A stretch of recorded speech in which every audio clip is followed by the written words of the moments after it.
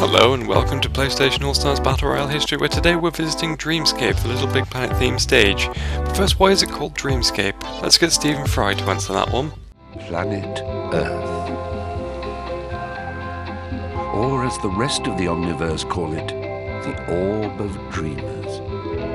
The occupants of which spend so much time asleep and dreaming. Their vast imaginations humming away, charged with creative energy. Where does it all go? Up through a cerebroumbilical cord where it collects and melds with all the other dreamers' energy. And something wonderful happens. It forms a world, an ethereal dreamscape of adventure and possibilities. An abstract plane of beautiful wonderment just waiting to be explored. And you can go there now. Yes, that's right. The central concept of Little Big Planet is that it's set in a world of imagination, ideas and dreams. Sometimes it's known as Craft World, sometimes it's the Imagisphere, other times it's called, as you can probably guess, the Dreamscape. So let's take a closer look, shall we? Today's video is very special. Normally I'll just play through relevant areas in the original games and compare. Today, however, I'll be building a stage. After all, the Dreamscape stage gets built in PlayStation All-Stars, and this is a reference to the fact that half the fun of Little Big Planet is in its stage creation. Its ethos isn't play, create, share for nothing, after all. Before we begin, a quick reminder about the Poppet. We talked about this floating menu back in Sackboy's video, so a quick summary. This was a floating menu that could be popped in and out and featured a variety of tools for level creation, sticker placement and customization. A huge version of the Poppet appears throughout Dreamscape and is largely responsible for everything that happens in the stage. First of all, we'll need to pick a theme. Each level you could build in Little Big Planet could be assigned a particular aesthetic theme ranging from space to the desert to the Russian wilderness. The themes merely changed the background and general ambience of the level, and certain items and materials were based around this theme too, although the game never restricted you to a single theme at any time. The first theme you encountered was the Gardens theme. This theme was based on a quaint English back garden with gnomes, tiny castles, flowers and other lovely things. The first 3 levels of the main game were constructed around this, and naturally it's the first one you were able to use in create mode. The distinguishing features of this theme were red brick paths, tall grass and white picket fences. Selecting themes was easy. You simply went to the theme section of the tools menu, selected the theme you wanted, in our case Gardens, and the scene would slide away and be replaced with the selected theme. This is the same thing we see in the intro to Dreamscape in PlayStation All-Stars. The stage as it appears in PlayStation All-Stars is partially constructed already. To make a similar layout to this, you would construct walls by simply drawing it using a material. There are also several stickers placed in the All-Star stage, and we already talked about these in Sackboy's video. Stickers were decorative items that range from things like brick patterns to make your walls look more dynamic to more silly things like Henry VIII's face for a Mexican wrestler. You couldn't place stickers directly onto the background, so the background elements in Dreamscape are stickers attached to flat material, which has then been chopped up to match the outline of the sticker. So then, let's construct the stage proper. As you fight in the flat area, the first element to be added to Dreamscape is a large hill with grass on it. To make this in Little Big Planet, you would need to construct a large hump in the middle of the level and then use the spongy grass material to form the top part. Some flower stickers at the base completed the look. This appears fully formed in the middle of the stage in Dreamscape, possibly as a pre-built item. It loads in a little slower than items would in Little Big Planet, which is a common thing with this stage. In Little Big Planet, as well as the ability to build your own objects, you could also add in pre-built objects that you could unlock in the main game. One of the most common types of item you could unlock in the Gardens theme were trees, with trees of varying shapes, sizes and styles. One tree you could build but never actually appeared in the main levels was a springy tree made up of multiple branches that acted as platforms. These branches would automatically sway due to connector bolts that held it together. This is the big central tree in Dreamscape, with the swaying no longer being automatic, but a reaction to fighters stepping on it, acting like a seesaw instead. A similar platform sometimes comes in on one side of the stage, which also sways when you step on it due to the same loose connector bolt. Another common item you could add to your levels from the Gardens theme was the Cloud, a heavily stylized version of clouds that you could hang in the air and grab onto. You could encounter it in many levels, and sometimes items would be hidden in them. In order to add this to your levels, you'd need to hang it from some something. To do this, you'd first need a rope, which you'd need to attach to something higher up, such as a ceiling, or even a bit of floating dark matter. There were variations on the rope, such as a spring, or a stiff rod, or a bouncy bit of elastic, but for Clouds, a simple rope would do. Clouds turn up at the top of the stage in PlayStation All-Stars as well, seemingly hanging from nothing. However, unlike the original game, you can't clamber all over these clouds since they're only in the background, which is a shame. Now, we talked about hazards back in Sackboy's video, since his electric pad and his calls were both based on hazards from the game, but what about other hazards? In the Gardens levels, there were several dangerous water traps. Often these could be traversed using water wheels that spun in the gap, but another one turned up right at the end of the final Gardens level, and if you weren't paying attention, you could easily jump in it. In reality, these water traps weren't water at all, but deadly gas created by building a small, shapeless material and then converting it into gas using a specific tool. These gas traps were concealed with water stickers in the main levels, but I left mine uncovered. One of these hazards often makes an appearance in Dreamscape, appearing at either side of the main platform. While the original hazard would make Sackboy go poof, this merely eats away at your AP and temporarily poisons you, which sounds like a reasonable thing for a deadly gas to do. Sometimes this hazard would be blocked off by a rope bridge, of which there were many in Little Big Planet. One notable bridge was the one that broke in the first level to teach you how to escape from the inescapable. Building a rope bridge was no easy task, however. This involved building a series of small wooden platforms and connecting each one individually with ropes. You could, however, pre-build a rope bridge of your own and save it for later use if you so wished, which it seems the Poppet in the Dreamscape stage already did. Now, you might be wondering, is there a limit to what you can create in Little Big Planet? Officially no, but in reality yes, since you only had a limited amount of memory available to you before you had to stop adding things. To keep track of this memory usage, a giant thermometer sat at the side of the screen and gradually filled up as you added to the level. However, the PS3 being the system it is, it was very rare to fill this up very quickly. The thermometer also appears on the side of the screen in Dreamscape as a nod to Little Big Planet's create mode. It doesn't contribute to the gameplay, it's just a nice little visual addition like the wind indicator in Sandover. So it looks like we've built our level! Just one more thing though. In the African levels of Little Big Planet you can encounter meerkats, although their resemblance to actual meerkats is debatable. These funny looking fellows would pop in and out of their hidey holes as Sackboy wandered through their burrows, and you could even visit their nightclub. A meerkat is sneakily hidden in Dreamscape as well, and will sometimes pop in to say hi. Okay, so let's recap the stage building while we talk about the music.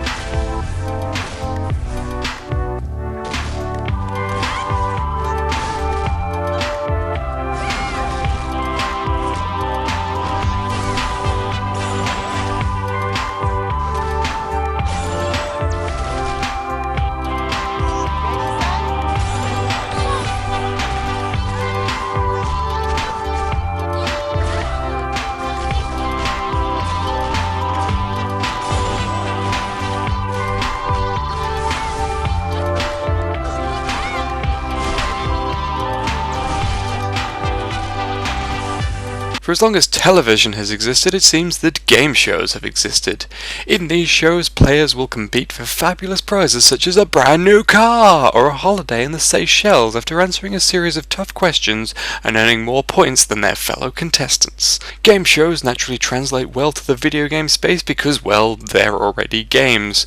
Aside from the temptation of prize money and a brand new car, it's very easy to directly transpose the rules of a TV game show into a video game, and in 2004, Sony decided to make their own quiz game. After being approached by a company called Sleepy Dog who had obtained the rights to a large number of music tracks, Sony decided to make a virtual board game based around the tracks. When developer Relentless got handed the idea, they immediately chucked out the board game idea and turned the concept into a cheesy game show. Ladies and gentlemen, this is Buzz. Thank you, Greg, my faceless right-hand man. Are you people ready to rock? It's Rev time! Starting with Buzz, the music quiz, and spanning to no less than 18 games, the Buzz series had a simple concept. Gather some friends together and test your general knowledge and probably destroy a few friendships in the process. The unique selling point of the series was a specially developed controller, which was a simple handheld device with 5 buttons, 4 different coloured rectangular buttons, and a single big red button that would be used as a buzzer. Gameplay took place over several varying rounds with different rules designed to award points or to take them away, all set under the bright lights of a garish TV studio with typical tense music designed to put players on edge. This is the series that sneaks its way into Dreamscape, with the background theme switching from the gardens to the studio from Buzz. The game also decides to stick to its quiz game roots and ask you questions, only now the topic is PlayStation All-Stars. One of the primary quiz game types in Buzz was a stop-the-clock round, where you had a set amount of time in which to answer questions. Generally, this would also involve a race to answer first, with more points awarded to those who answer correctly faster than their friends. This is the quiz type that features in Dreamscape, since it turns the match into a King of the Hill competition as fighters battle to keep opponents off the correct answer before the time runs out. One of the sillier round types in Buzz was the pie fight, where anyone who answered correctly got to chug a pie at a rival player. If someone got too much pie on them, they were knocked out of the round and they lost points. This is also the penalty for getting the PlayStation questions wrong in Dreamscape. Any fighter not standing on the correct part of the stage when the time runs out gets a pie to the face. Just like getting too many pies to the face in Buzz lost you points, a pie to the face in PlayStation All-Stars loses you AP. And of course, it's impossible to talk about these games without mentioning the Quizmaster himself, also named Buzz. He was an energetic fellow, often seen dancing around the studio and flailing around. He was an odd-looking guy with a flappy head and a tiny body, and seemed to take great joy in making sarcastic jabs at people who got the answers wrong. You just couldn't keep those righties coming, could you? Oi! Creamy chest! Beware of further pies with 1 life left, okay? Allow me to introduce the correct answer. Wrong again! What's furring your trivia arteries? That's an effective way to stifle my enthusiasm. They're not that hard, are they? Bob, if you're gonna keep getting them wrong, I'm afraid you have to pay the explosive price. He slides into Dreamscape amidst a shower of pyrotechnics, proudly announcing himself and then immediately fighting for attention with the puppet. He also makes sarcastic jabs at the players for getting the PlayStation questions wrong, although he seems to do it even if everyone's right, which is odd. The final round in every game of Buzz was called the Final Countdown, and this round was the final test of everyone's skill and nerve. Each contestant would be put on podiums based on the number of points they won. As the time ticked down, the podiums would slowly lower, but answering questions correctly pushed your podium up again. If any of these podiums reached the floor, a trapdoor would open up and the contestant would be eliminated, with the final player standing, winning the game. Buzz makes the mistake of standing on one of these podiums in Dreamscape, which the puppet eventually exploits and deletes it, eliminating him from the game until next time. And now, a brief look at the music. This is Buzz, and there'd be no show without our host, so let's hear it for Buzz!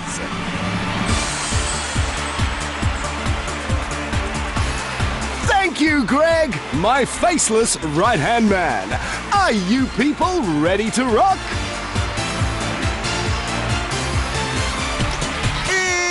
It's Rev time!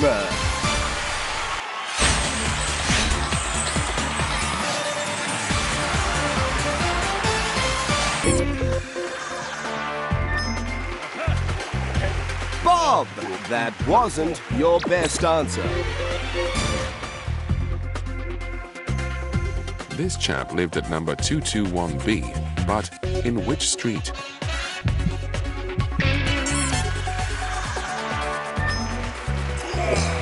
Bob, you're right on the money, which is more than I can say for your opponent. Ladies and gentlemen, hello and welcome to Buzz. Thank you. Ladies and gentlemen.